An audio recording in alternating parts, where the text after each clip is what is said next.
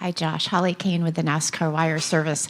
When you walked in, I watched you kind of looking over the track, and I guess my question to you is, racing on this for the first time, kind of what are your impressions? What did you think of this place? Heading here.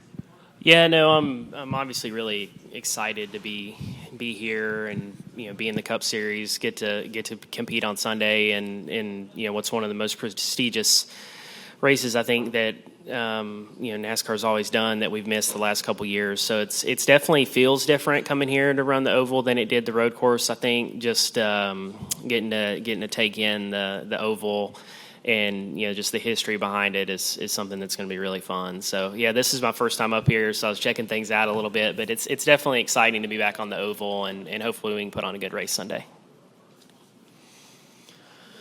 Front. Nate Ryan, NBC Sports. Josh, what's it like to be, you're one of 10 full-time Cup drivers that have never raced the oval in the Cup Series, but you in particular have never raced it, period. So what's that going to be like? I mean, there's not many races that NASCAR goes to with that many guys with that much inexperience.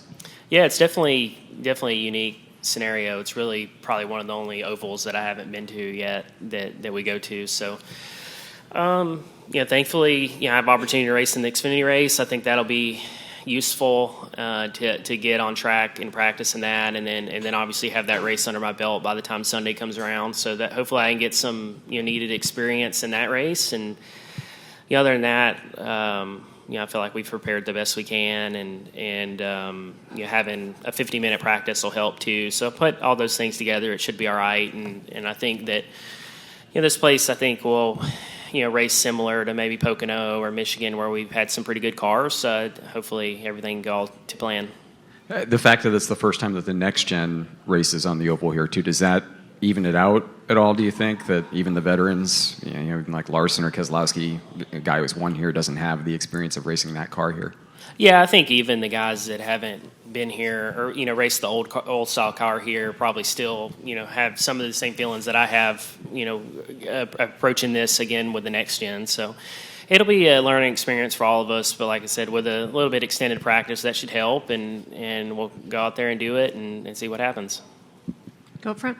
Josh, Angela Moyer, Wish TV here in Indy. You have a pretty iconic person on your car. Have you ever had a car where you've had somebody of the caliber of Caitlin Clark, or even just a photo of a person on your paint scheme?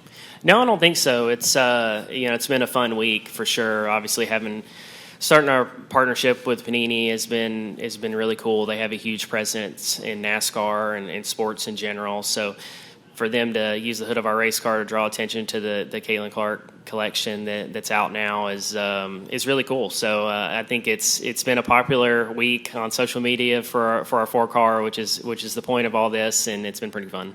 What was your reaction when you initially saw the scheme, the design?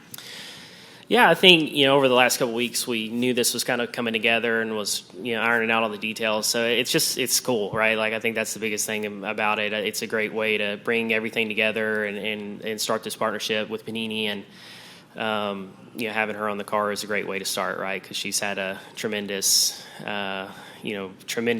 trajectory the last couple of years. So to be able to be a part of that is pretty cool. Have you had a chance to talk to her about it at all? I have not, no. She's obviously a worldwide figure, but is centered here in Indianapolis. How cool is it to have someone like that represented when we get back on the oval here at such an iconic racetrack? Yeah, no, it's a great opportunity for us to have her, to have Panini and then Caitlin on the car as well, right? Like just the amount of attention that the car's gotten this week through social media and everything has been really cool, and I'm sure it'll continue to build through the weekend. Hopefully we can have a good race and make them all proud. This is probably a stupid question, but is it distracting at all to have a face like right there when you're driving? No, you really can't see it too much. Do we have any additional questions for Josh? Go back to Nate. I realize this is probably hard to answer without being out there yet, but is there a turn or corner that you're most focused on when you go out there for the Cup car?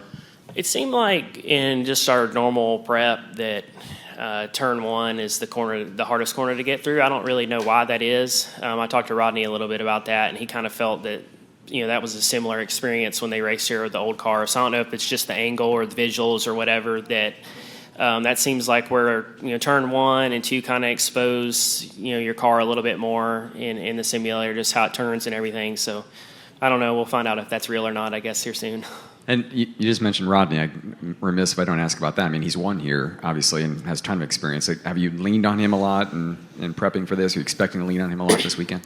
Yeah, I think obviously he's really excited to get back here, being that they won the last 2 Brickyard 400s. But I think that I feel like we're leaning on each other and communicating like we always do. Really, even still, it's a totally different car as well. So we're all going to be learning this together. But it's definitely the team's got a little extra confidence this week for sure.